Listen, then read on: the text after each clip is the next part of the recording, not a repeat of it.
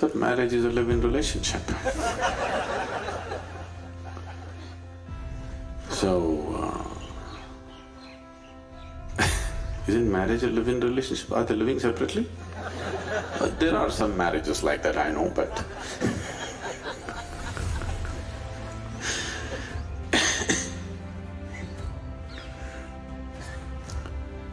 first of all, we must understand why are we forming a relationship. Right now, this in your language,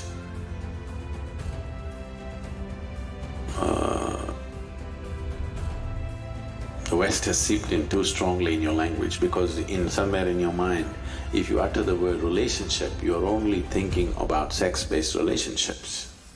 That's not how it's been in this country.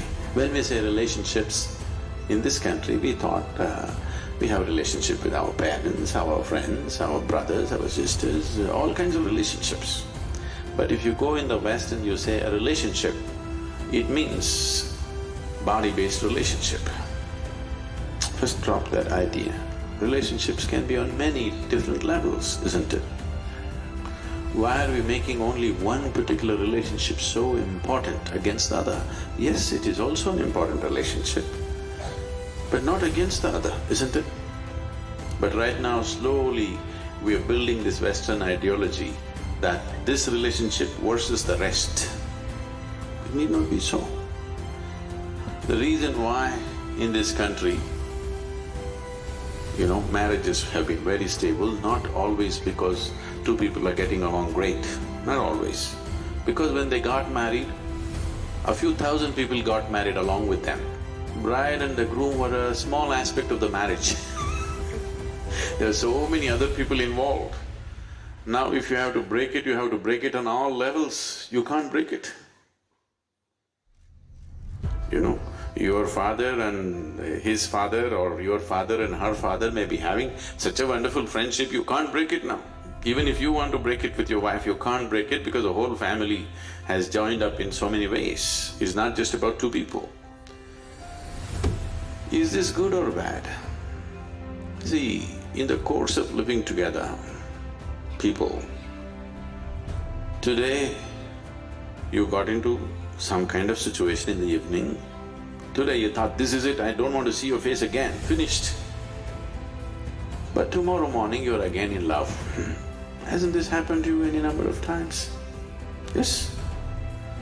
If there is a whole lot of people around you, when that evening, when that feeling came that I don't want to see your face again, at that moment if you pack up and leave, it's finished. You can't come back tomorrow morning. But now there's a whole lot of situation that you can't leave. You stayed on, tomorrow morning everything is wonderful. Unfortunately, most human beings are still like this, isn't it?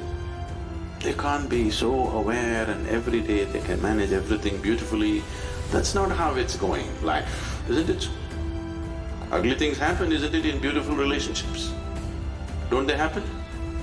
Even in most beautiful relationships, ugly incidents are happening, isn't it so? To sustain those moments of ugliness, you need some support system. If there's just two idiots are there, they'll break.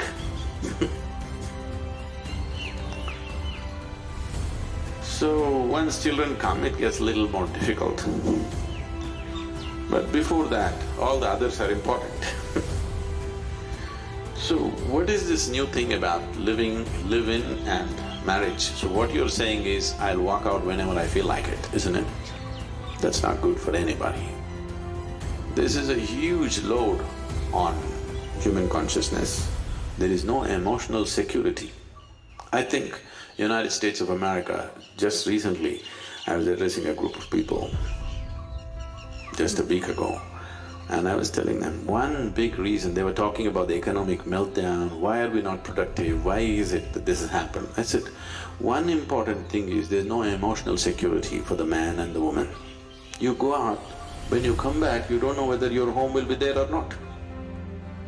You don't know whether your wife will be waiting for you or not. This is there on most people's minds, at least 50% of the people's minds.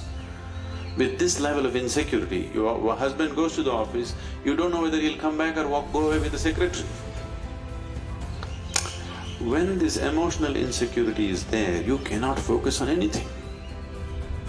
People cannot be productive when there is no stable emotional situation for themselves. Here we fix the marriage in such a way, no matter what happens, you can't break this. It doesn't matter what stupid things you do, you still have to come back to that place. That gives a certain sense of security. There may be a lot of ugliness in the situation, but still there is a stability where you can focus on what you're doing. So, when you say marriage versus live in, what is it? Uncommittedly you want to live in, that's all, isn't it? You don't want to live in a committed way. I don't think living in an uncommitted way together is a good thing, nor is there any… I'm not saying marriage means some pujari has to come and say a mantra for you, but it must be a committed relationship. If there is no commitment, there is no real sense of respect. When there is intimacy, there must also be respect for the other person's body, mind and everything, isn't it? When you say, I'm not committed to you, whenever I feel like it, I'll walk out, there is no sense of value and respect for the other person, isn't it? So marriage is not some fairy tale thing happening, nor is it happening in heaven. It is just a statement of commitment, that I'm with you, isn't it? If you're against commitment, no, I don't think that's a good thing to do. It will not bring the stability that you're seeking out of that relationship. If you're just looking for pleasure, it's up to you. But if you're looking for a stable situation, it takes commitment. Without commitment, there is no stable situation. So marriage is not performed by somebody. That is only for social reasons. Marriage is between two people that there is a sense of commitment, I'm with you, isn't it? Whether we actually go through a ceremony or do not go through a ceremony could be a choice, but I don't think there is a choice about whether we are committed to each other or not. Then you will never know the joy of being together.